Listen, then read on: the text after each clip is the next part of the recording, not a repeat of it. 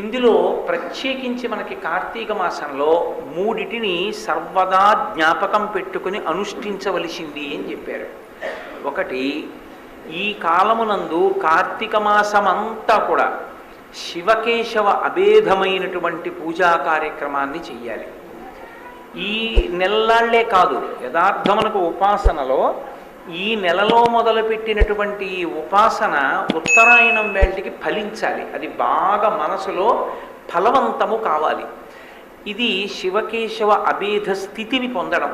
ఉపాసన యందు ఇద్దరూ ఒక్కటే అన్న భావనని బాగా మనసు యందు ఊంచుకోవడానికి ఈ మాసాన్ని, ఈ మాసంలో చేసేటటువంటి అనుష్ఠానాన్ని సాధనంగా తీసుకోవలసి ఉంటుంది.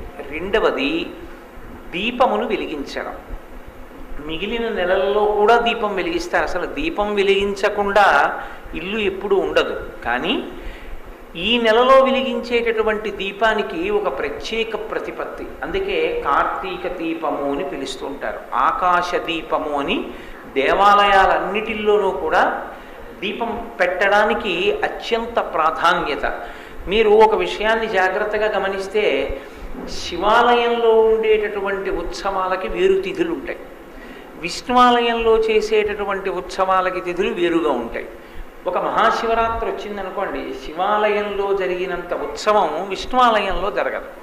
అంత మాత్రం చేత నా ఉద్దేశ్యం శివకేశవులు వేరుని కాదు, కానీ ఈ స్వరూపంగా జరిగినటువంటి ఉత్సవం, ఈ స్వరూపానికి జరిగిన ఉత్సవం విష్ణు స్వరూపానికి ఆ కాలమునందు ఉండదు. మహాశివరాత్రి నాడు విష్ణు స్వరూపానికి విశేష ఆరాధన ఉండదు.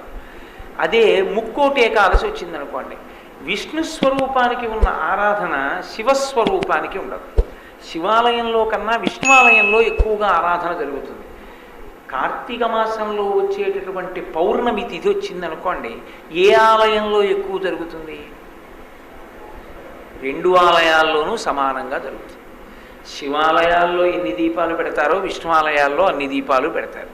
కార్తీక మాసం వచ్చింది అంటే సాయంకాలం ఆకాశ దీపం వెలిగించి ధ్వజస్తంభానికి పైకెత్తుతారు.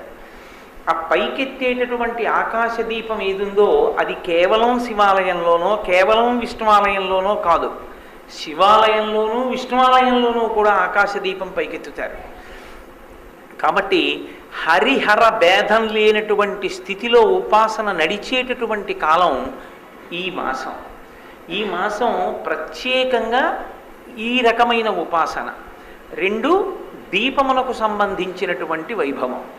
మూడవది నదీ స్నానం. మిగిలిన మాసములలో మీరు నదీ స్నానం చేశారా చెయ్యలేదా అన్న విషయాన్ని ఎవరు అడగరు. కానీ కార్తీక మాసంలో మాత్రం తప్పకుండా నదీ స్నానం చెయ్యాలి. చెయ్యవలసినటువంటి విహిత కర్మల యందు జీవనదీ జల స్నానం అనేటటువంటిది ప్రత్యేకముగా పేర్కొనబడింది. అందుకే శ్రావణ మాసంలో నదీ స్నానం చెయ్యకూడదు. ఈ మాసంలో నదీ స్నానం చెయ్యకుండా ఉండకూడదు.